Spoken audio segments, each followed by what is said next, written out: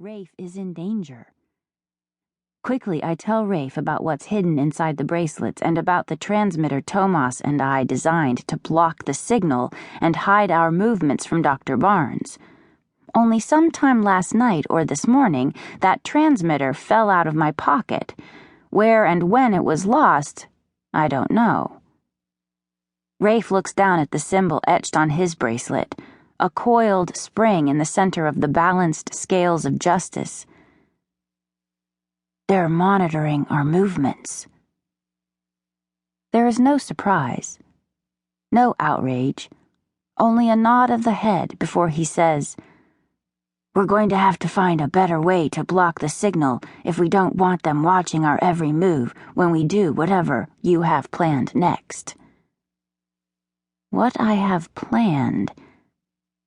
This week, President Collender will stand in the United Commonwealth government's debate chamber and ask the members to vote on a new proposal, one that, if approved, will shift administration of the testing and the university from Dr. Barnes's autonomous control, one that will force him to report to the president and allow her to end the practices that have killed so many who wanted nothing more than to help their colonies and their country.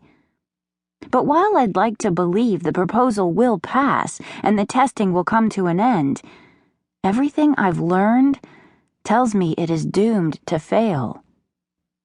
When it does, rumor says Dr. Barnes's supporters will call for a vote of confidence on the president, a vote that, if lost by the president, will signal not only the end of her role as leader, but the start of a battle that the rebels and the president have no hope of winning, since Dr. Barnes knows of their plans.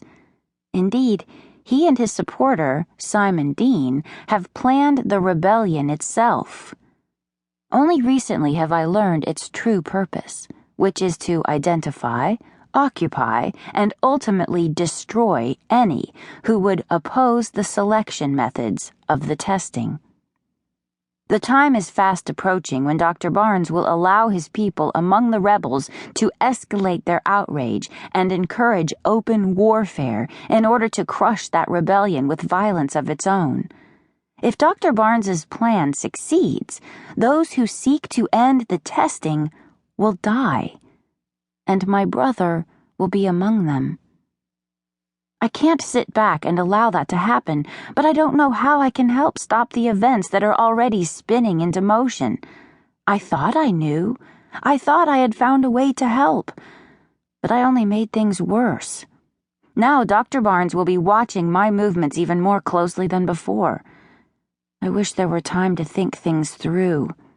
My brothers always teased that it took me hours to make a decision that took others minutes. Yet my father taught me that anything important deserves thoughtful study.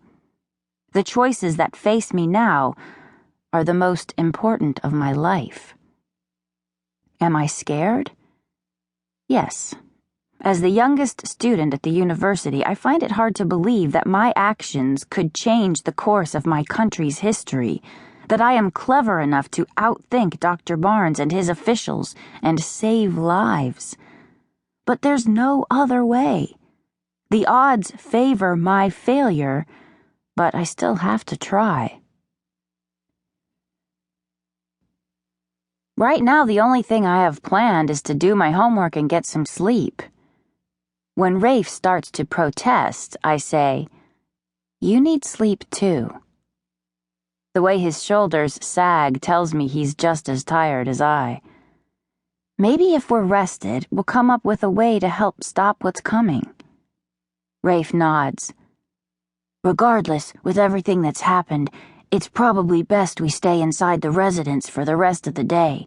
I'm sure Professor Holt will have someone watching you. You'll need to be careful."